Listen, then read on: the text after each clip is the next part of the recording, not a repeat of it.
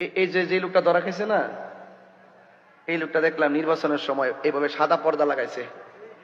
এই পাশে মেয়েরা আর এই পাশে উনি দাঁড়ায় দাঁড়ায় পর্দার কাছে যায়, এমনি এমনি কয় আপনারা ভালো করে চলবেন, পর্দা করবেন। আর হোটেলে যায় একসাথে।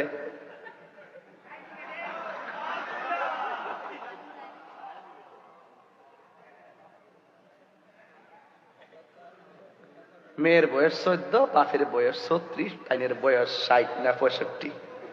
কি একটা হিসাব নিকাশ দেখছেন নি? 75 নি 75 75 65 বছরের বড়। এগুলো হলো বিকৃত মানসিকতা।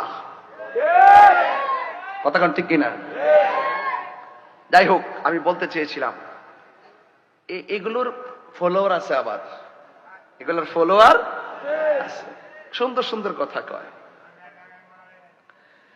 তো উম্মে সালমা, ওই যে রসুল যে বলছেন তুমি দেখো বোতলের ভিতরে কি আছে, এটা গায়েবের খবর। কথা কন ঠিক কিনা? রসুল তো আগেই বলে গেছেন, আর ওই মৌলবী বলে রসুল জানে না। রসুল নাকি মূর্খ? নাউজুবিল্লাহ না কেন?